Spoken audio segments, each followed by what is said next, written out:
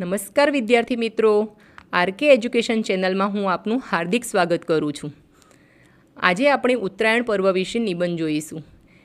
એ પહેલાં તમને બધાને જણાવતા ખૂબ જ આનંદ થાય છે કે આજે આપણી ચેનલે 100 સબસ્ક્રાઈબર પૂર્ણ કરેલ છે। એ આપ સૌના સાથ સહકારના કારણે જ પૂર્ણ થયેલ છે। તો આવો ને આવો મને સાથ આપતા રહો અને નવા હું વિડીયો તમારા માટે મૂકતી રહું। તો હવે આપણે ઉત્તરાયણ વિશે નિબંધ જોઈએ। આપણે અનેક ધાર્મિક, સામાજિક અને રાષ્ટ્રીય તહેવારો ઉજવીએ છીએ। મકર સંક્રાંતિ આબાલ વૃદ્ધ સૌનો પ્રિય તહેવાર છે। તે 14મી જાન્યુઆરીના રોજ ઉજવવામાં આવે છે।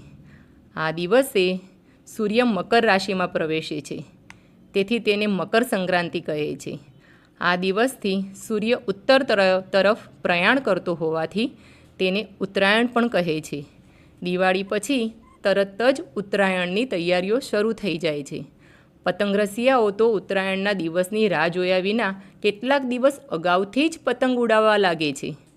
ઉડે છે મારો પતંગ, ઊંચે ઊંચે પેલા વાદળની સંગ। મકર સંક્રાંતિના દિવસે વહેલી સવારથી જ સૌ ધાબે જઈને પતંગ ચગાવે છે। આકાશ રંગબેરંગી પતંગોથી છવાઈ જાય છે। પતંગ કપાતા લોકો લપેટ લપેટ એવી બૂમો પાડે છે। સ્પીકરોનો ઘોંઘાટ વાતાવરણને ગજવી મૂકે છે। પતંગ રસિયાઓ દિવસભર પતંગ ચગાવવાનો પૂરેપૂરો આનંદ લૂંટે છે। કેટલાક લોકોને પતંગ ચગાવવા કરતાં પતંગ લૂંટવામાં વધુ રસ પડે છે। કેટલાક છોકરાઓ પતંગ પકડવા જતાં ધાબા પરથી નીચે પડી જાય છે અને ઈજા પામે છે। કેટલાક લોકો રસ્તા પર પતંગ પકડવા માટે ઊંધું ઘાલીને દોડતા વાહનો સાથે અથડાય છે। ક્યારેક જાનહાનિ પણ થાય છે। ઉત્તરાયણનું ધાર્મિક મહત્ત્વ પણ ઘણું છે। આ દિવસે ગાયોને બાજરીની ઘૂઘરી અને ઘાસ નીરવામાં આવે છે। લોકો તલના લાડુમાં સિક્કા મૂકીને ગુપ્તદાન કરે છે। આ રીતે લોકો શેરડી, બોર અને તલ સાંકળી ખાય છે।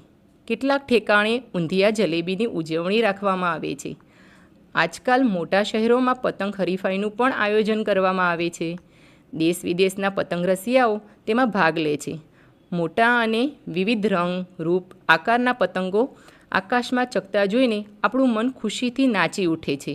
આમ ઉત્તરાયણ સૌને આનંદ આપનારો તહેવાર છે। તો વિદ્યાર્થી મિત્રો, આ સાથે હું ઉત્તરાયણ પર્વનો નિબંધ અહીં સમાપ્ત કરું છું।